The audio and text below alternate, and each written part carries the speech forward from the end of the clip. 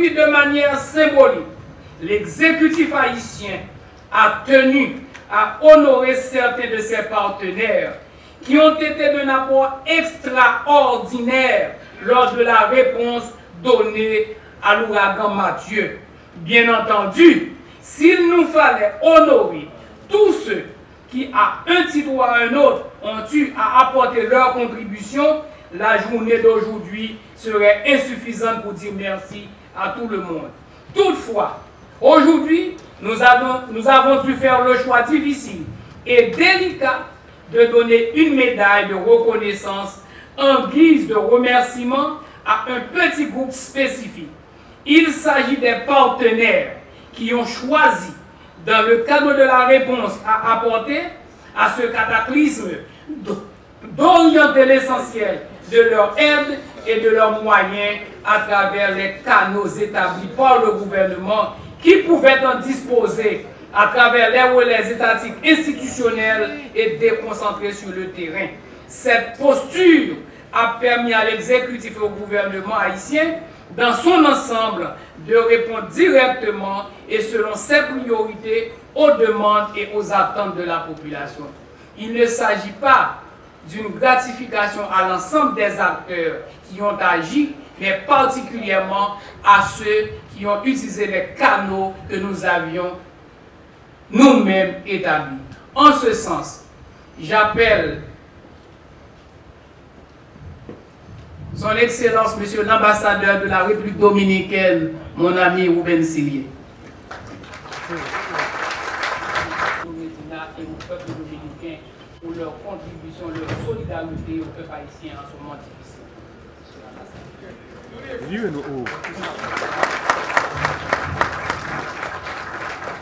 Merci, Président, pour cette reconnaissance.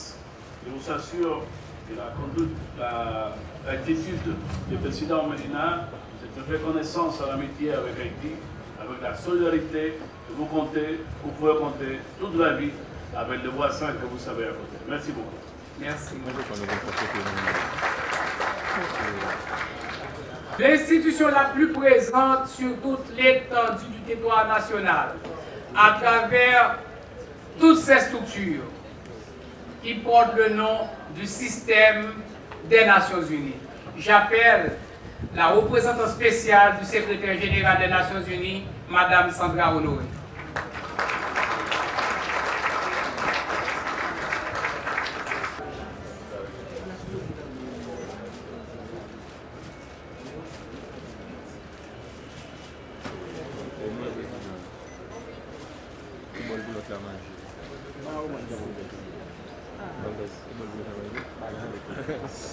Merci, Monsieur le Président. Merci beaucoup. Au nom des Nations Unies et le système des Nations Unies en Haïti, au nom des familles, des centres de membres de notre personnel qui ont péri pendant le séisme de 2010, j'accepte cet honneur et nous pensons avec vous des 230 000 citoyens haïtiens qui ont péri à cette occasion. Merci beaucoup.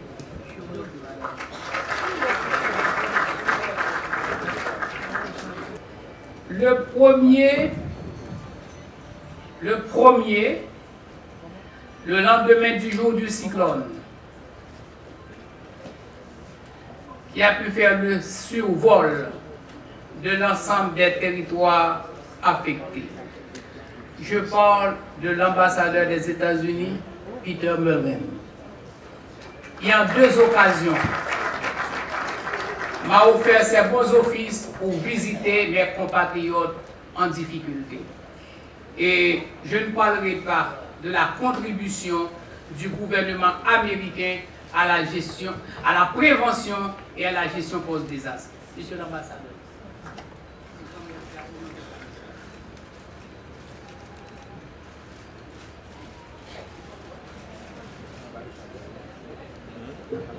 Merci beaucoup pour cet honneur, Monsieur le Président.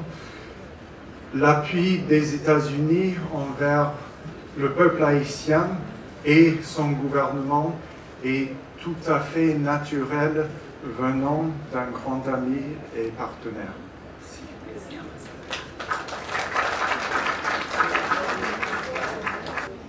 L'ambassadeur, son Excellence Luis Ernesto Diaz-Canel, il n'a pas seulement apporté de la nourriture, de l'eau. Il était chaque jour avec nous au Palais national.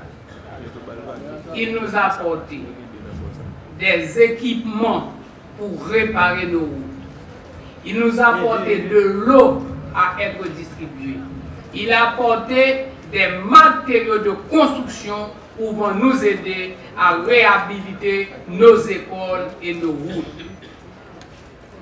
Cette petite plaque est une goutte d'eau dans la reconnaissance que nous devons à l'endroit de l'ambassadeur du Venezuela et du président Maduro pour leur geste fraternel au peuple haïtien. Monsieur l'ambassadeur.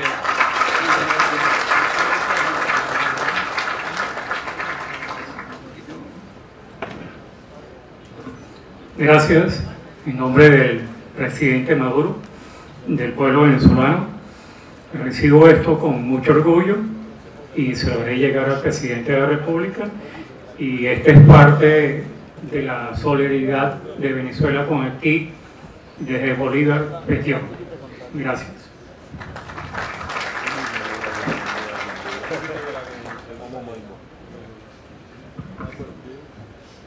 Le président Juan Manuel Santos,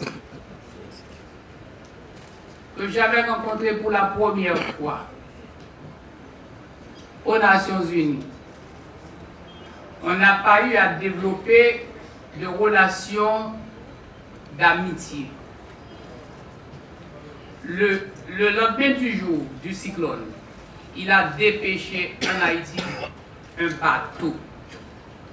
Les endroits les plus inaccessibles ont été pourvus en assistance humanitaire grâce à l'hélicoptère qui était posté sur le bateau.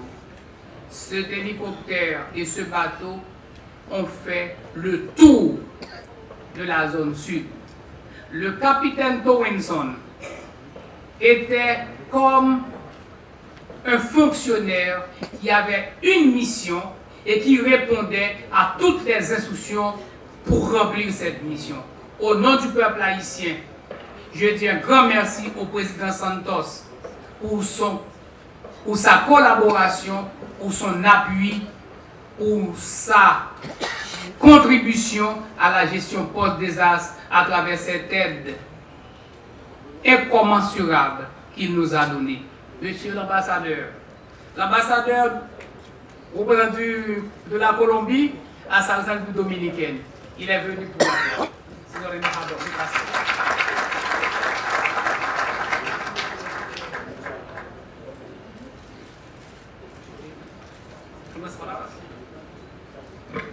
Para Colombia siempre será un deber moral apoyar a Haití, ser solidario con este hermoso pueblo del Caribe. Como lo manifestó el señor embajador de Venezuela, son muchas las razones por las cuales nosotros estamos en el deber, históricas, por las cuales estamos en el deber moral de siempre estar con los hermanos de Haití. Je suppose que vous avez compris, c'est à de traduire.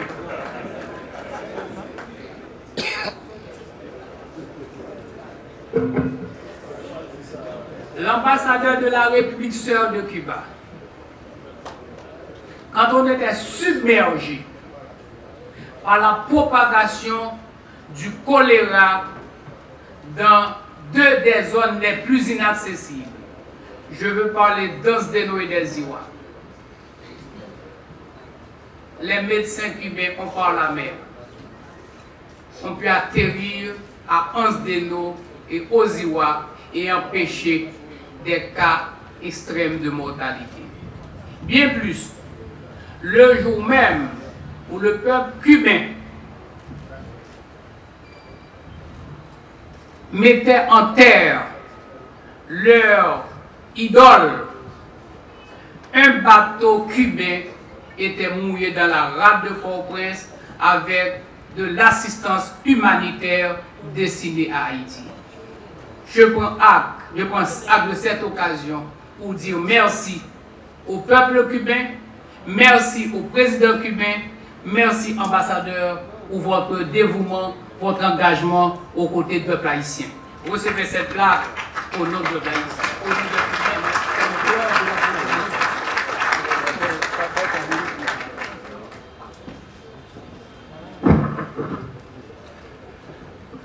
Merci beaucoup, Monsieur le Président.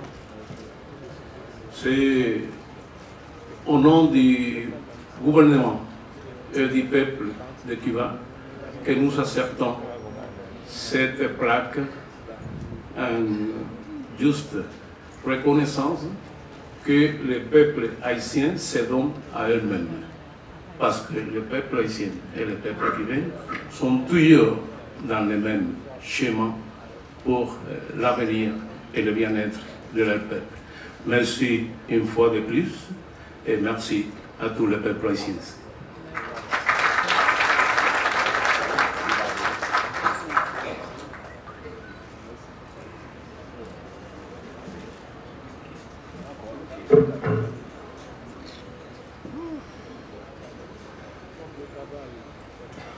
Est-ce que je peux dire qu'il y a eu un relâchement dans les relations entre l'Union européenne et l'exécutif que je dirigeais?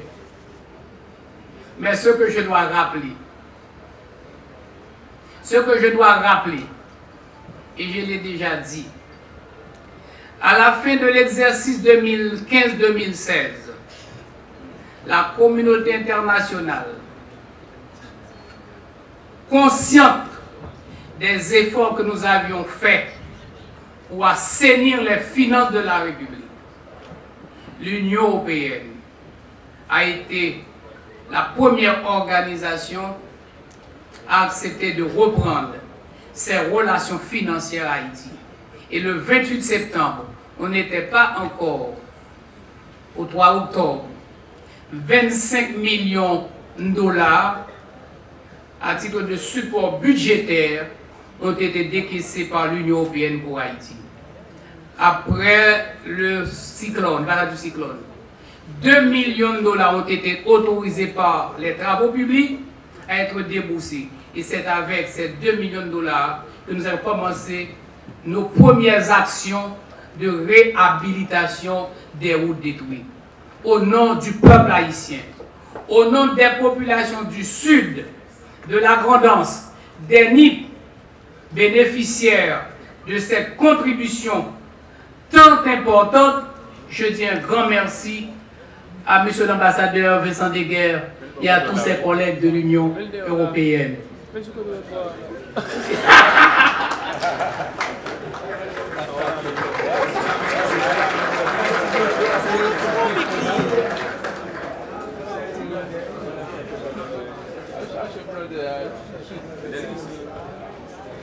Merci Monsieur le Président pour ces paroles et ces mots.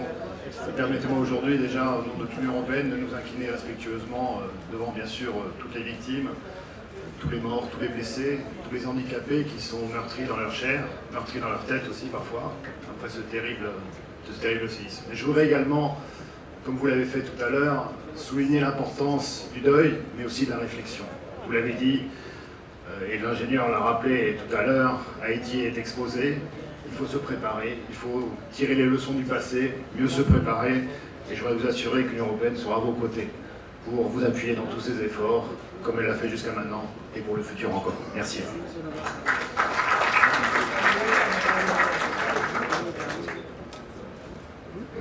Sont nombreuses, la Croix-Rouge.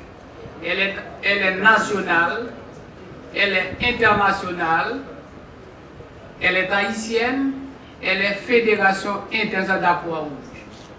Donc, pour réunir tout ce monde qui était visible sur tout le territoire, j'ai rencontré la Croix-Rouge allemande dans les NIP, la Croix-Rouge espagnole, Donc, au nom de toute cette Croix-Rouge, nous avions décidé d'octroyer cette plaque au représentant de la Croix-Rouge de la Fédération internationale de la Croix-Rouge comme preuve de notre gratification et de nos remerciements, mais destinés à l'ensemble des organisations formant la grande famille de la Croix-Rouge internationale. Madame, il est...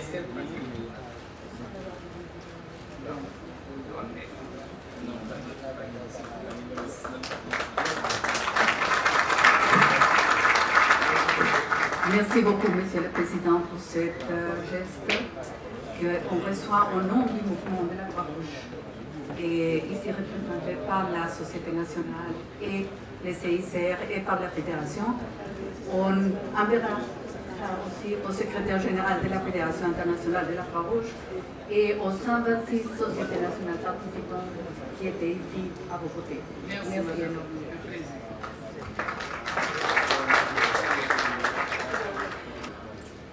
On a enregistré des dégâts matériels en termes de pertes en vies humaines, en termes de dégâts sur l'habitat, sur l'environnement, sur les infrastructures routières, scolaires et économiques. Mais le risque, le grand risque, c'était de voir une population décimée par le choléra que le cyclone était capable de faire propager. On a mitigé les risques. On n'a pas eu à enregistrer ce chaos qu'on espérait. Mais pour mitiger ces dégâts, il fallait compter sur des hommes et des femmes. Médecins du monde, Médecins sans frontières, Médecins je ne sais pas, tous ils étaient là. Mais tous sous le chapeau de la ministre à la Santé publique, Madame Daphné. Pour tous vos collaborateurs du ministère, vos directeurs départementaux et vos partenaires de la communauté internationale, on vous offre cette plaque, non pour vous, mais pour l'ensemble du secteur de la santé. À eux tous, je dis un grand merci.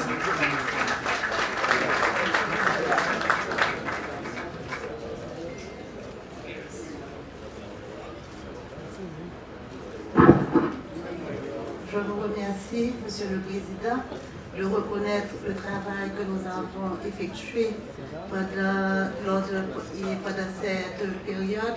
Et je profite également pour remercier les partenaires et également les cadres du ministère de la Santé publique qui nous ont accompagnés dans la réponse suite au passage du cyclone Matthew. Merci.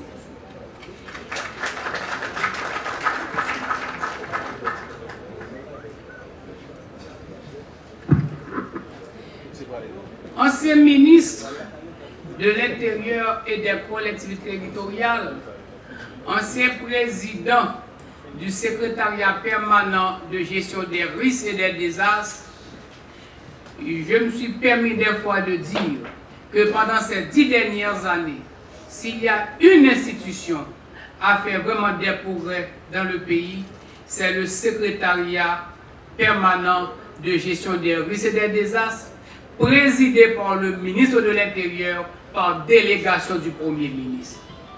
Et c'est pour le travail accompli par cette institution regroupée au sein du Centre d'opération d'urgence nationale, le COUN, que nous avons décerné cette plaque au COUN à travers son président qui est le ministre de l'Intérieur. Ministre François-Annick Joseph.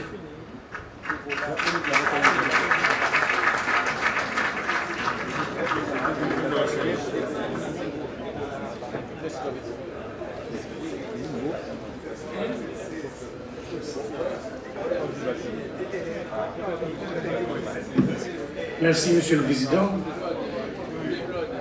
J'accepte de bon cœur cette plaque décernée au secrétariat permanent de gestion des risques et des désastres.